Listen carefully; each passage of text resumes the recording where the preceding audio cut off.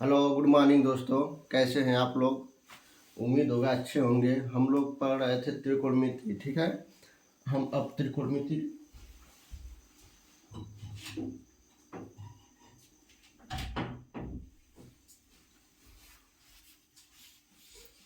त्रिकोणमिति खत्म हो गया, ठीक है। अब हम लोग शुरू कर रहे हैं त्रिभुज, ठीक है। कक्षा 10 प्रश्नावली 6 का चैप्टर का नाम है त्रिभुज, ठीक है। क्या होता है त्रिभुज? ठीक है, त्रिभुज तीन भुजाओं से घिरी हुई आकृति को त्रिभुज कहते हैं, या तीन भुजाओं से बंद आकृति को त्रिभुज कहते हैं, ठीक है। त्रिभुज क्या होता है? किसी तीन रेखाओं से, ठीक है, या तीन भुजाओं से, तीन रेखाओं से घिरी हुई आकृति को त्रिभुज कहते हैं। ए बी सी, ठीक है। ये तीन रेखा है इसकी, 1 2 3। तीन रेखा बोल सकते हैं, तीन भुजा बोल सकते हैं, ठीक है। तीन भुजाओं से घिरी हुई आकृति को त्रिभुज कहते हैं। तीन भुजा कौन कौन सी है? ए बी, बी सी और ए सी। ये तीन भुजा है, ठीक है। तीन भुजाओं से घिरी या देखिए बंद है, ठीक है। बंद आकृति को त्रिभुज कहते हैं, ठीक है। इसके अलावा इसमें क्या होता है? त्रिभुज में तीन कोण होते हैं, ठीक। ए कोण ए, कोण बी, कोण सी, ठीक है। इसके अलावा और क्या होगा? या इसको लिख सकते हैं कोण ए बी सी, कोण सी ए सी बी, कोण सी ए हो गया, कोण सी ए बी, इसको, ठीक है। तो किसी भी त्रिभुज में तीन भुजा होंगी, ठीक है। किसी भी त्रिभुज में तीन भुजा होगी, ठीक है। तीन भुजा होगी, तीन कोण होंगे, तीन कोण होगा, ठीक है। और उसमें तीन शीर्ष होते हैं, ठीक। तीन शीर्ष, ये ए शीर्ष है, ठीक है। बी शीर्ष है, सी शीर्ष है, तीन शीर्ष। तथा उसके अंदर जो कोण बने हैं, ये ए बी सी, तीनों कोणों का योग 180 होता है, यानी कोण ए प्लस बी प्लस सी बराबर 180, ठीक है। किसी त्रिभुज में तीन भुजा होती है, तीन कोण होते हैं और उसके तीन शीर्ष होते हैं, ठीक है। और त्रिभुज के तीनों कोणों का योग 180, त्रिभुज के तीनों कोणों का योग 180 होता है, ठीक है। ये है बेसिक किसी भी त्रिभुज के लिए, ठीक है। अब जो त्रिभुज होता है ना, त्रिभुज, इसको हम मतलब इसके देखिए इसमें क्या क्या होती है, या त्रिभुज के अंग क्या क्या होते हैं। इसमें भुजा है, कोण है और शीर्ष है, ठीक है। तो इसके मतलब भुजाओं के आधार पर, इसके भुजाओं के आधार पर हम कितने प्रकार से बांट सकते हैं, ये देखेंगे हम, ठीक है। जैसे ये त्रिभुज है, तो त्रिभुज के यहाँ पे नोट कीजिए, त्रिभुज के भुजाओं के आधार पर वर्गीकरण, ठीक है। वर्गीकरण भुजाओं के आधार पर, भुजाओं के देखिए, अगर तीनों भुजाएं, पहली पॉइंट लिखिएगा, देखिए अगर तीनों भुजाएं बराबर है, ठीक है। अगर ए बी बराबर ए सी बराबर बी सी, ठीक है, तो ऐसे त्रिभुज को बोलते हैं समबाहु त्रिभुज, समबाहु त्रिभुज, ठीक है। अब देखिए, अगर मान लीजिए कोई दो भुजा बराबर है, ए बी बराबर ए सी, ए बी बराबर ए सी, ठीक है, और ये बी सी बराबर नहीं है, यानी नॉट बी सी, ठीक है। तो ऐसे त्रिभुज को बोलते हैं समद्विबाहु त्रिभुज, द्विबाहु त्रिभुज, ठीक है। और अगर तीनों भुजा बराबर नहीं हो, यानी ए बी बराबर नॉट बी सी, ए सी बराबर नॉट बी सी, तो ऐसे त्रिभुज बोलते हैं विषमबाहु त्रिभुज, ठीक है। त्रिभुज के भुजाओं के आधार पर वर्गीकरण किया हमने, ठीक है। वर्गीकरण के भुजाओं के आधार पर करेंगे तो तीन प्रकार के होंगे, समबाहु, समद्विबाहु, विषमबाहु, ठीक है। और अगर हम त्रिभुज के, ठीक है, अगर त्रिभुज के कोणों के साथ करें, तब त्रिभुज के कोणों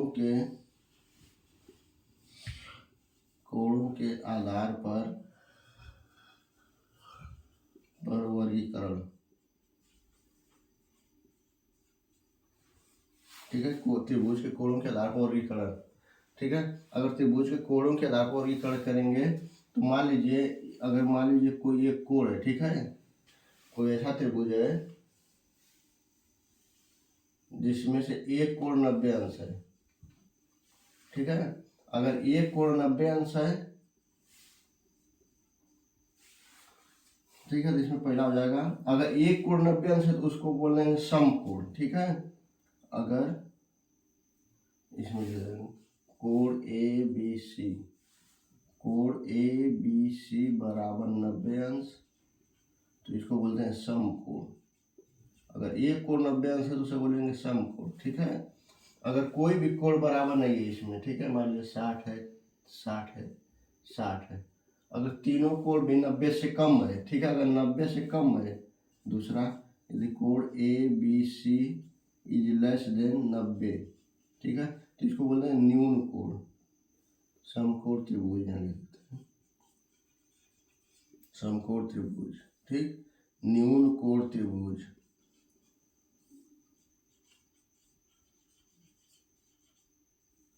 और तीसरा है, अगर तीनों में कोई भी भुजा एक कोण, ठीक है, कोई एक कोण 90 से ज्यादा है, ठीक है, ये वाला ए बी सी, तो उसको बोलेंगे अधिक कोण, A B C is greater than 90 degree, called अधिक कोण।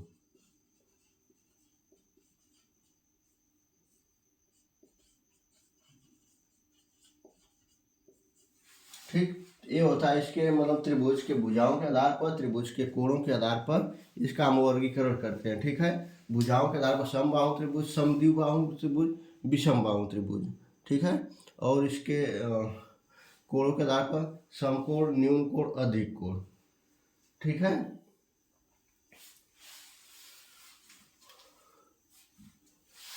अब देखिए ये हो गया हमारा, ठीक है ना। इसके बाद और इसमें त्रिभुज में क्या होता है,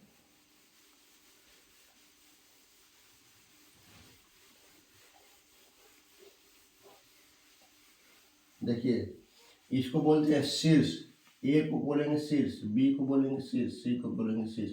और शीर्ष से ना, शीर्ष से देखिए इसमें नोट पॉइंट एक होता है, शीर्ष से, शीर्ष से, शीर्ष से सामने वाली भुजाओं पे, ठीक है, सामने शीर्ष से सामने वाली भुजा पे, भुजा पे,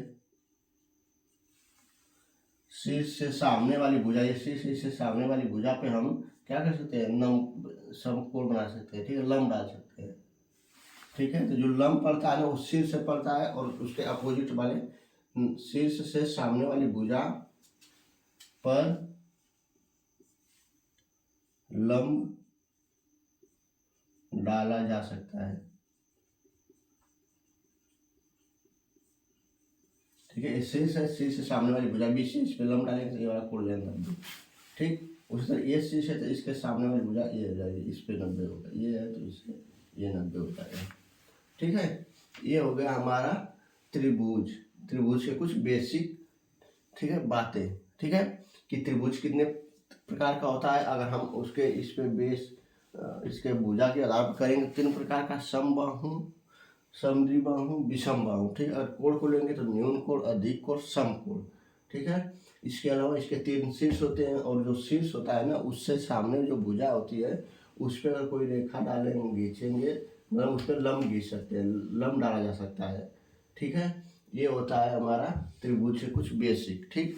अब हम करेंगे जो हमारा क्लास 10 में है, हमें पढ़ना क्या है त्रिभुज के बारे में, त्रिभुज की समरूपता के बारे में, ठीक है। समरूप त्रिभुज क्या होते हैं, देखिए जब कोई त्रिभुज की हम बात करेंगे ना तो उसके बेसिक की बात करेंगे, लेकिन जब हम 2 त्रिभुज की बात करेंगे तो उसमें हम समरूपता देखते हैं। सम माने बराबर, रूप माने रूप, ठीक है, मतलब एक ही रूप का होगा, मतलब दोनों समरूप, एक ही रूप के 2 त्रिभुज बने हैं, या दो कोई भी वस्तु है, दो अगर एक ही मतलब एक ही शेप का है, ठीक है, शेप बोलेंगे, आकार बोलते हैं उसको, ठीक है, एक ही शेप का है तो उससे बोलेंगे समरूप। जैसे मान लीजिए कोई ये वृत्त है, ठीक, और एक दूसरा वृत्त है, ये दोनों का एक दूसरे के समरूप है, क्योंकि जैसा ए आकार है वैसा ए आकार है, ठीक है।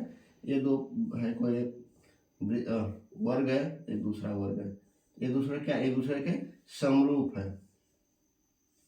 ये एक दूसरे क्या है, समरूप है, ठीक है ना। उसी तरह ये त्रिभुज हो गया, एक दूसरा त्रिभुज बना लेंगे यहाँ पे, एक दूसरे क्या होंगे, समरूप होंगे। समरूप त्रिभुज क्या होता है कि जो मतलब जो बेसिक है ना, मतलब पहले वाला त्रिभुज है उसी के एकदम सेम होगा, ठीक है। बस अंतर इसमें मतलब इसमें कोई छोटा बड़ा सा मतलब नहीं होता, बस समरूप मतलब उसके रूप का होना चाहिए, चाहे छोटा हो बड़ा हो उससे कोई खास मतलब नहीं होता है, ठीक है। बस उसी के रूप का होना चाहिए कि नहीं ये त्रिभुज है तो ये भी त्रिभुज ही है, ठीक है।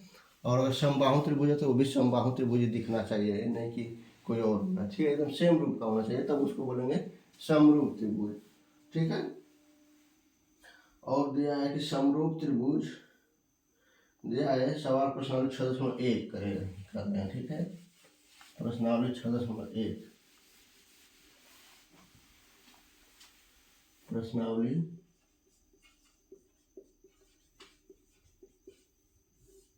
6.1 बोल रहा है, कोष्टक में दिए गए शब्दों में से सही शब्द का प्रयोग करते हुए सविवृत, या सविवृत क्या होता है, सर्वांगसम होते हैं कि समरूप, सविवृत, सविवृत समरूप होते हैं,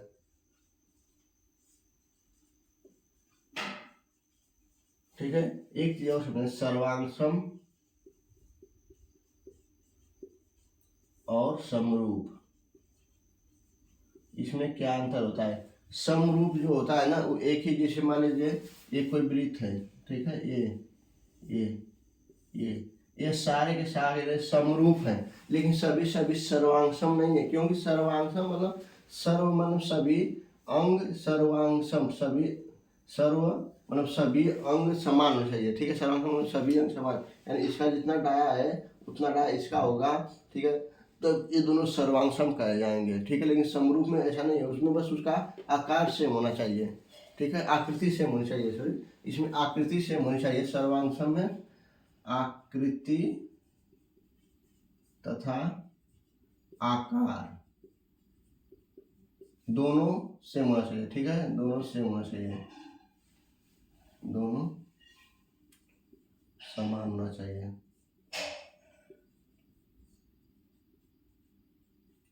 ठीक है। और समरूप में आकार आकृति सेम होनी चाहिए, आकृति समान होना चाहिए,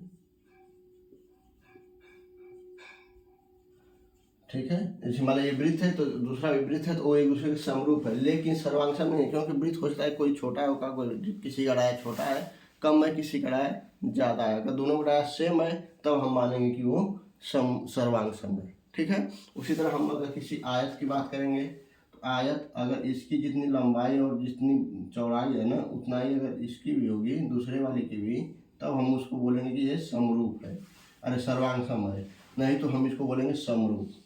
मान लीजिए एक बड़ा सा आयत बना दे, एक छोटा सा आयत बना दे, तो इसको बोलेंगे समरूप, लेकिन ये सर्वांगसम नहीं है। सर्वांगसम दोनों भुजा, दोनों जो चतुर्भुज हैं या दोनों आयत हैं उनकी सारी भुजाएं इसके सारी भुजाओं से मिलना चाहिए, बराबर होना चाहिए, तब उसको बोलेंगे सर्वांगसम, ठीक है। यही अंतर होता है सर्वांगसम समरूप में। समरूप का मतलब सेम रूप का रहेगा तो समरूप, सर्वांगसम के मतलब सभी भुजाएं समान होंगी तो उसको सर्वांगसम। वो या सभी वृत्त क्या होते हैं, समरूप होते हैं, सभी वृत्त समरूप समरूप होते हैं। दूसरी बात वो पूछा है, सभी वर्ग, सभी वर्ग ये भी समरूप होते हैं, ठीक है। फिर पूछा है तीसरा, सभी सभी त्रिभुज समरूप होते हैं, सभी त्रिभुज समरूप होते हैं, सभी त्रिभुज समरूप होते हैं, तो ये बात है गलत है ना, सभी समबाहु त्रिभुज समरूप होंगे, ठीक है, ये वाला सही। सभी समबाहु त्रिभुज समरूप होते हैं। चौथा, सभी भुजाओं की समान संख्या वाले दो बहुभुज समरूप होते हैं यदि उनके संगत कोण तथा उनकी संगत भुजाएं बराबर हो। भुजाओं की समान संख्या वाले दो बहुभुज समरूप होते हैं यदि उनके संगत कोण, देखिए बराबर दिया है कि भुजाओं की समान संख्या वाले दो बहुभुज, मतलब दो बहुभुज बन रहे हैं, त्रिभुज, ठीक है, बहुभुज पंचभुज बनाते हैं।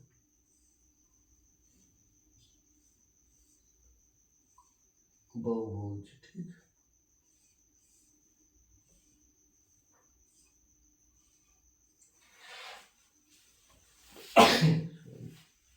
बोला भुजाओं की समान संख्या में दो बहुभुज समरूप होते हैं यदि उनके संगत कोण तथा उनकी संगत, ये संगत कोण, ठीक है, ये कोण ये, तथा उनकी संगत, यहाँ में लिखेंगे A B C D E P Q R S T,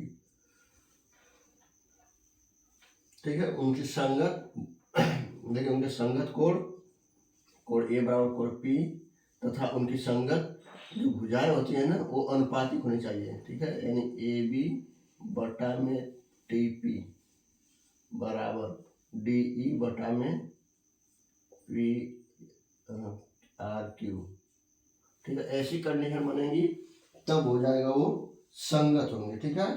तो कह रहा है कि भुजाओं की समान संख्या वाले दो बहुभुज समरूप होते हैं यदि उनके संगत कोण बराबर हो तथा उनकी संगत भुजाएं समानुपाती हो, ठीक है। फिर आगे कह रहा है कि निम्नलिखित युग्मों को दो भिन्न भिन्न उदाहरण दीजिए। क्वेश्चन नंबर 2, ठीक है, एक नंबर हो गया। दूसरा नंबर बोल रहा है कि समरूप आकृतियां लेना है तो दो समरूप लेंगे, दो वृत्त ले लेंगे, ये समरूप हो गया, ठीक, दो वर्ग ले लेंगे, ये समरूप हो गया, दो आयत ले लेंगे, ये समरूप हो गया, ठीक, समरूप आकृतियां। इसी का दूसरा है ऐसी आकृति जो समरूप नहीं है, तो ऐसी आकृति बनाइए जो समरूप है, ये दोनों समरूप नहीं है, ठीक, ये समरूप नहीं है, ठीक है। फिर बोला तीसरा है बताइए कि निम्नलिखित चतुर्भुज समरूप है या नहीं, ठीक है, कोई दो चतुर्भुज दे दिया है,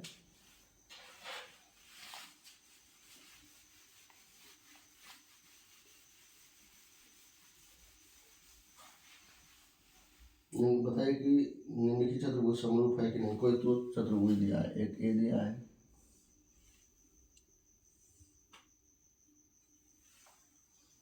दिया है 1.5 centimetre P Q R S, P Q S centimetre 5,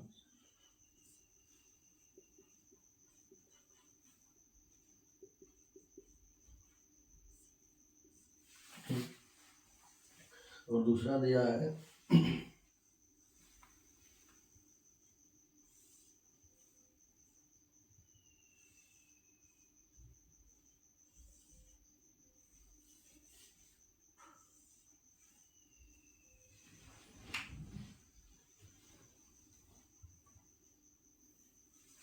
ऐसे दिया है और इसकी लंबाई दिया 3 सेंटीमीटर, 3,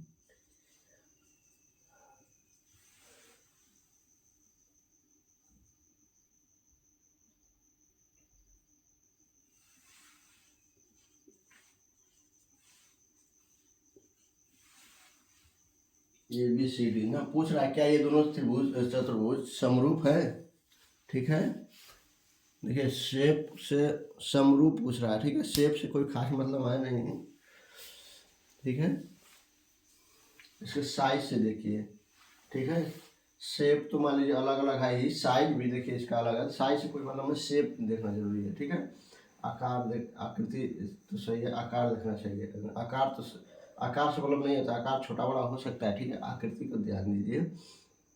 तो देखिए ये एक चतुर्भुज बना है, ठीक है, ये चतुर्भुज है, 4 भुजाएं, लेकिन इसमें कितने भुजाएं हैं, इसमें 1 2 3 4 5 6 7 8 9 10 11 12 भुजाएं हैं, ठीक है। तो ये क्या हो गया, ये समरूप नहीं है, ठीक है, ये एक ही रूप का नहीं है, ये अलग अलग रूप के हैं, इसलिए क्या है, समरूप नहीं है, ठीक,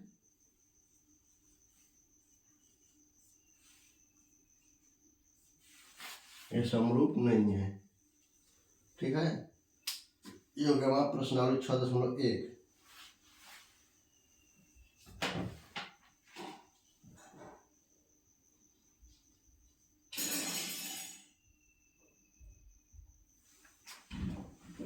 प्रश्नावली 6.1 हो गया। हम लोग प्रश्नावली 6.2 करेंगे।